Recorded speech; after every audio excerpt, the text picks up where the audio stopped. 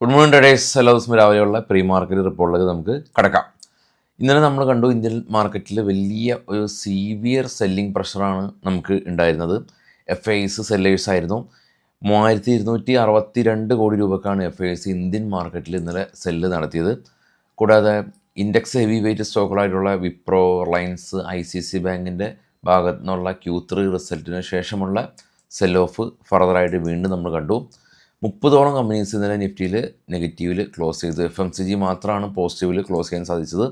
US president Greenland acquire ചെയ്യുന്നതിനെതിരെ European union സംഘടിച്ചതാണ് European രാജ്യങ്ങൾക്ക് മേൽ ഫർദറായിട്ടൊരു 10% താരിഫ് കൊടുക്കാനായിട്ട് ട്രംപ് ഇടയാക്കിയത്. അത് യൂറോപ്യൻ മാർക്കറ്റുകളിൽ ഇടിവുണ്ടാക്കുകയും ഗോൾഡും സിൽവറും സ്പൈക്ക് രേഖപ്പെടുത്തുകയും ചെയ്തു.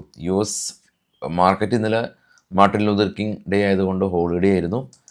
എന്നാൽ US ഫ്യൂച്ചർ ഇടിഞ്ഞു. ഇപ്പോഴും ട്രേഡ് ചെയ്തുകൊണ്ടിരിക്കുകയാണ്. US ഫ്യൂച്ചർ 400 പോയിൻ്റാണ് ഇടിവ് രേഖപ്പെടുന്നത്.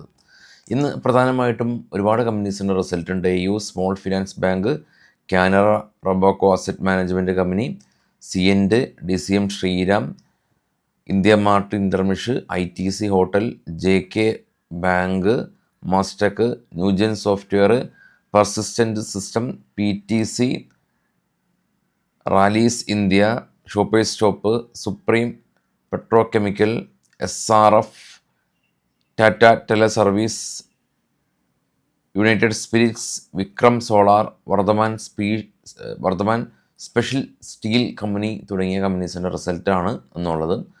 ഗ്ലോബൽ മാർക്കറ്റ് പരിശോധിക്കുമ്പോൾ ഏറ്റവും ടോപ്പിൽ ഗോൾഡ് 4671 എത്തി, സിൽവർ കാണാം 91 എത്തി, bit coin 92,000, Brent oil 64, gift Nifty 25,600 ഇപ്പോൾ ഉള്ളത്. നമ്മുടെ ക്ലോസ് 25,574 ആയിരുന്നു.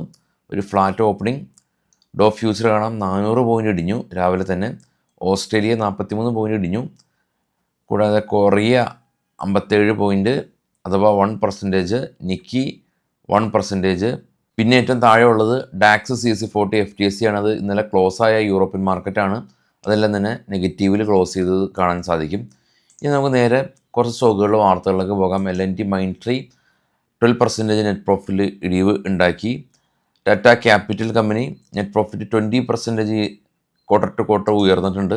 ആംബർ എൻ്റർപ്രൈസസ് കമ്പനി ഒരു 100 ഏക്കർ ലാൻഡ് പുതിയ മാനുഫാക്ചറിങ് ഫെസിലിറ്റി സെറ്റപ്പ് ചെയ്യാനായിട്ട് കമ്പനി മുടക്കുകയാണ്. ഹാവൽസ് കമ്പനി 8% നെറ്റ് പ്രോഫിറ്റ് ഉയർന്ന് 300 കോടി രൂപ കരസ്ഥമാക്കി. Oberoi reality company net profit ഫ്ലാറ്റായ രീതിയിലാണ് ഇത്തവണ റിപ്പോർട്ട് ചെയ്തത്. റവന്യൂ 6% ഉയർന്നു. Cyient company net profit 60% upside ആയി 155 കോടി രൂപ കരസ്ഥമാക്കി. സായി സിൽക്ക് കമ്പനി 17% നെറ്റ് പ്രോഫിറ്റിൽ ഇടിവുണ്ടായി. ദീപക് നൈട്രേറ്റ് പുതിയ മാനുഫാക്ചറിങ് ഫെസിലിറ്റി ഗുജറാത്തിൽ സെറ്റപ്പ് ചെയ്യാനായിട്ട് കമ്പനി തീരുമാനിച്ചു. ബജാജ് ഇലക്ട്രിക്സ് കമ്പനി പുതിയ വയർ പ്രൊഡക്റ്റ് ലോഞ്ച് ചെയ്യുന്നുണ്ടെന്നുള്ള ന്യൂസ്. LKP ഫിനാൻസ് കമ്പനി അവർ ബോണസ് ഷെയർ 4:1 എന്ന റേഷ്യോയിൽ ബോണസ് ഷെയർ ഇഷ്യൂ ചെയ്യുന്നുണ്ട്. നീരജ് സിമെൻറ്റ് കമ്പനിക്ക് 230 കോടി രൂപയുടെ ഓർഡർ കിട്ടി. വാരി എനർജി കമ്പനി അവർക്ക് 210 കോടി രൂപയുടെ ഓർഡർ കിട്ടി. അപ്പോളോ മൈക്രോ സിസ്റ്റം കമ്പനി അവർ 300 കോടി രൂപ പുതിയ മെക്കാനിക്കൽ ഫെസിലിറ്റി ഹൈദരാബാദിൽ സെറ്റപ്പ് ചെയ്യാനായിട്ട് ഇൻവെസ്റ്റ് ചെയ്യുന്നുണ്ടെന്നുള്ള ന്യൂസാണ് ഇപ്പോൾ ഉള്ളത്. ബാക്കിയുള്ള ന്യൂസായിട്ട് നമുക്ക് വൈകിട്ട് 7 മണിക്ക് കാണാം. Thank you.